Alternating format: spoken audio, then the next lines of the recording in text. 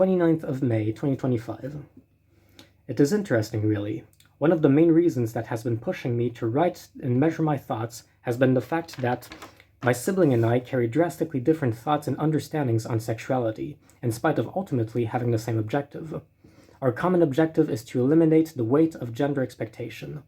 My sibling is proclaimed gender fluid. They are in favor of gender and consider that the choosing of an appropriate gender relieves of the expectation, and that it adopts a fitful expectation.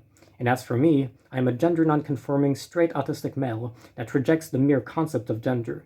Instead of adopting a fitful social expectation, I opt for removing the expectation altogether. Our objective is the same, yet our solutions are diametrically opposed and contradicting to each other. For their philosophy cannot function without the existence of gender, and mine is the very abolition of gender. We are as Catholicism against Protestantism on Christianity, as Plato against Aristotle on philosophy, as Confucius against Xuanzu on Confucianism, as Mondrian against van Disburg on abstract art. We have the same intent, but the roads we follow to meet it contradict each other. I maintain, however, that my road is better, for eliminating gender at its social dogmas takes away the problems at its roots, whereas giving a varying choosing of genders only concerns itself with the outpour of the stream, without admitting that it can be stopped from its source. And the outpour is ever shifting, for gender is fully dependent on the ebbs and flows of culture and social understanding. My solution, to renounce the gender rules instead of perpetuating them, destroys the problems at its source. Transgender is meaningless if genders are indifferentiable to each other except by physiology. Yet also it must be said that we operate on different data, or have different interpretations to the data. My sibling considers that the mind is gendered. I believe that, on one hand, the aspects of the mind that are different in the two sexes are very faint, and that culture and social pressure are the real players, and that, on the other, masculinity and femininity are not objective. I consider them too vague and fluctuant to ever be determining factors to a non-physical gender. Transgender perpetuates gender even though gender is the problem. That was the opinion that I had set out to analyze and nuance and contest. Yet after these 101 pages of analysis, the opinion still has not changed.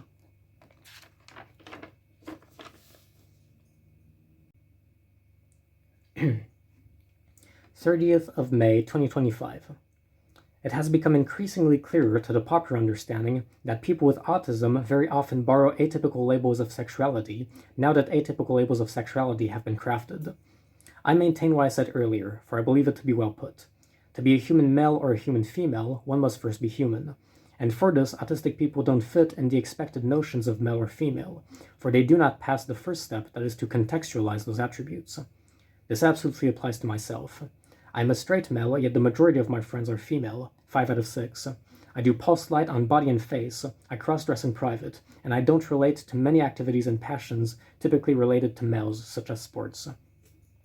I am revealing here a bias around which my arguments revolve around, and I recognize it as a bias, but I also think of it as a unique viewpoint that can bring new insight and understandings that lack them.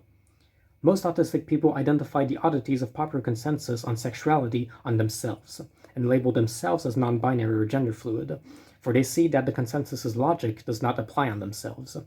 I, however, propose that the consensus's logic does not even hold on itself, and thus it is the popular consensus on gender, on how they are expected to act, interact, operate in the world, that I am attacking and questioning.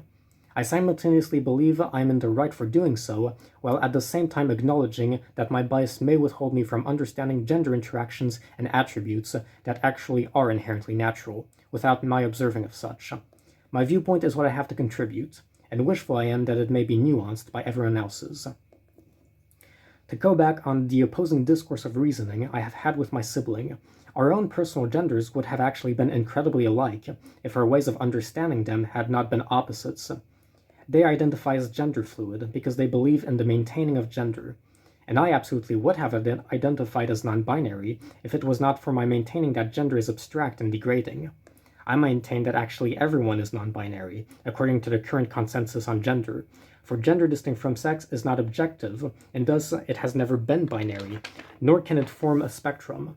A spectrum can only be built upon clear immobile foundations, which masculinity and femininity are not, for they are not singular or objective. Truly it is that I had started this exercise out of spite. The day before I had written down the first page of this exercise, about 4 months ago, I had playfully and nervously brought up to my sibling inconsistencies in the matters of transgender and the logic it abides to. This short discourse had ended with them telling me that I think too much, to which I replied that they don't think enough. And thus, annoyed and spiteful towards the comment, I had decided in deliberately thinking a whole lot more, and putting down my thoughts to observe what I may have been right and wrong about. I have now written 104 pages over the course of the 4 months, and I am very glad I did. A lot of my opinions became simultaneously clearer and more nuanced. Never will I ever tolerate to be told to think less.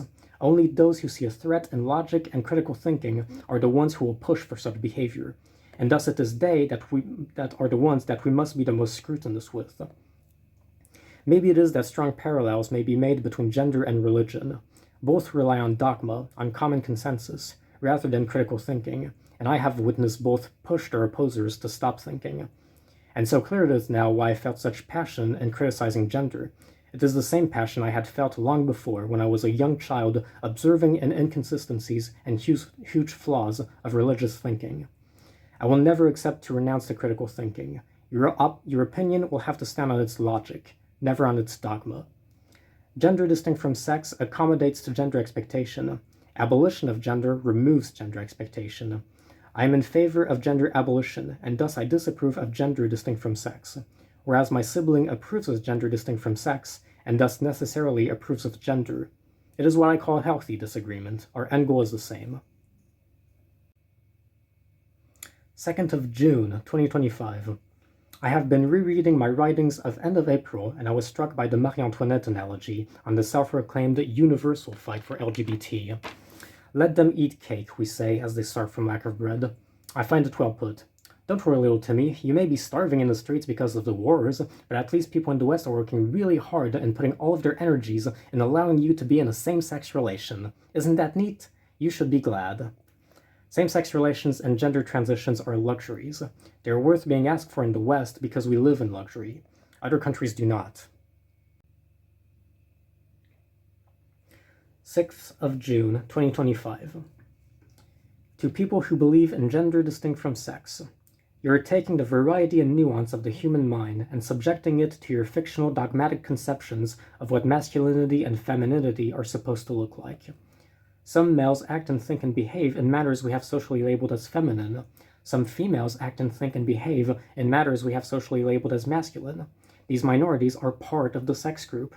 They are ever present and should serve as a reminder that masculine and feminine are subjective concepts, for these sexes include these individuals. Except what is happening now, in our year of 2025, is that these minorities are being taken away from the physical reality they exist in as classification, and are being moved to the subjective concepts of masculine and feminine, a sociological and artificial invention. And thus we're removing the nuance present in the sex group by saying that actually this behavior belongs to the other sex group. Why is no one seeing this? It feels insane. And to them, I'm the one not being progressive. What the actual fuck? We are actively perpetuating and actually very much enforcing the concepts of masculinity and femininity without understanding them as subjective. These were no more than a false and arbitrary reflection of psychology patterns, a sociological invention superposed on top of a true physiological truth. Yet now, this fictional sociological error of a tool has become to our eyes a reality, and it is the very people who suffered from gender expectations that are now playing into it and reinforcing expectations of masculinity and femininity, instead of proposing that they were fictional since the beginning, for these minorities were a true and essential component of the sex group. I follow a content creator named Frederick Chen, one of many creators who I admire, who are male, and yet dress in a manner that is considered female, and do makeup, which also has been considered as such. This week they have announced that they're transitioning to being a woman. You went from destroying gender rules and expectations to perpetuating them and reinforcing them. Congratulations, we are all fools. We are perpetuating the idea that this is what a male should look like and behave, and this is what a female should look like and behave. The sex groups will always have a part of them that do not abide to those expectations, yet we are now implying that they do not count. For gender is of behavior, and this is how we have decided that males must behave and females must behave, and thus those minorities are of the group that their behavior correlates with, even though the concept is both incredibly degrading for men and women. on top of being a purely artificial, irrational construct. And I do not agree that psychology justifies gender. Gendered psychology is not as simple as masculine to feminine, for neither of those concepts have roots in reality, and for the diverging minorities are in fact part of the sex group. They are not in opposition to it or an exception, they are a component. There is no such thing as feminine or masculine. Transgender is a hoax. The more we have males transitioning to female and females transitioning to male, the more we insist upon the division. This is the male side, this is the female side. They don't mix. The defining factor used to be the completely arbitrary factor of genitals, but now we have chosen that behavior dictates gender, and thus we are giving flesh to the shallow concepts of how genders should behave. These specters that in truth are simply gender expectations, roles, divisions, we could have gotten rid of. We are seeing how weighing and suppressing they are. We are at the highest point of progress in humanity, up until now, yet still we fail to deconstruct dogma. Still, 80% of humans on Earth are believers, in spite of science demonstrating the irrationale of superstitious belief. Still, we think that this is what a male should look like and behave, and this is what a female should look like and behave. People who suffer from gender expectations and transition are the very people enforcing it by doing so. It makes me want to cry. And still, I will be called the bad guy for criticizing what we currently, falsely, believe to be progressive. By disapproving of transgender, if one hears not my arguments, it would be easy for them to think that I am on the side of the conservative desires for the world, a stain left by Abrahamic religions and hard to get rid of. Yet the truth is that this is what I'm accusing the people pro-transgender of. They are the ones still abiding to conservative religious doctrines that males should look like this and do this, and females must look like this and do this. I am the bad guy because popular understanding has not yet reached my point of reasoning. We are in a transition phase. I can only hope they will one day understand that perpetuating gender is both irrational and incredibly degrading and shackling. There is a channel on YouTube that has been an immense inspiration for me to persevere in this exercise. It is called Theremin Trees. Most of its videos are dedicated to deconstruct the irrational and degrading nature of religious dogma. I have a lot to say on religion, but I am not ideally placed to confront it. I have never been indoctrinated, and my parents are atheists. The producer of the channel had been indoctrinated as a child, and then got out by allowing himself critical thinking. He is very well placed to critically assess and thus dispute religion and share his observations. And if I am less so, there is a topic in which I am very well placed to dispute myself: sexuality. For as I have largely demonstrated, I am non-conforming myself. I feel the weight of gender expectation also, yet unlike transgender people, I have endeavored to fight against it. Humans should not conform to gender expectations. Gender expectations should conform to humans. 7th of June, 2025. If we presume a gender distinct from sex, we presume that it correlates to aesthetic, role, and behavior. Sexes should not be imposed nor forbidden any aesthetic. All aesthetics should belong to both sexes. Sexes should not be imposed a role, that is called sexism. Behavior in psychology is where the argument for gender distinct from sex stands, and against it I will state anew my counterarguments. 1. Behavior is a lot more so the product of culture and social pressure. I would say from observation that only 10% of gendered behavior is genuine. The other 90% are a faked amplification of these 10% in order to conform to pressure and play along with culture. 2. The minorities that strongly disabide these gender expectations are not exceptions to the sex group, but an integral and composing part of it, as well as the majority of the sex group, those who only loosely abide to gender expectation. The sex group as a whole should not be defined by the minority on the other end, those who express the most strongly the attributes we call masculinity and femininity. And finally, 3, masculinity and femininity are not true objective attributes. They are subjective concepts. They have been ever different depending on the cultures through time and geography. They are selected attributes emanated by only a minority of the sex groups and have been irrationally stated to be essential and composing to all in the sex group. Thus, one cannot say that they have been physically misattributed to your sex group if that idea rests on a false presumption of a supposed objectivity in masculinity and femininity, failing to see them for the cultural fabrications that they truly are. Now to come back to another topic, pride. I would like to share and give voice to a comment left on my diffusion of some of these writings on the internet. Love the work so far, some additional ideas. Additionally, pride parades in many cities replaced many of the community parade parties. It is insulting to a population to continuously appeal to one group over the rest, and has always been the feature intrinsic to initiating resentment. In my town, they cut entire community celebrations for pride celebration. On that point, of which additionally disproves the narrative of normalization, and additionally proves a behavior of antagonism or at minimum favoritism. Pride before a fall. So how far are any group going to watch you fall, or is that entirely the point? Keeping one interest group dependent, yet operate upon the narrative of caring for the single group. How pride may replace other manifestations for improvement in society that may be more important or have less of a start is another problem that I have not much considered. Now for yet another topic, since I seem to be willing to add some closing words to all three of the matters of sexuality in which I disagree with the common consensus: identity, pride, and attraction. Members of the femboy community love to repeat the following idea: liking femboys is gay. To it I respond the following: well, if the person in question is gay, then yes, and if they're heterosexual, then no. I fully disagree with the notion that having attraction for an individual of the same sex is in itself homosexual. Many individuals exude a lot of the traits that others of the same sex find attractive.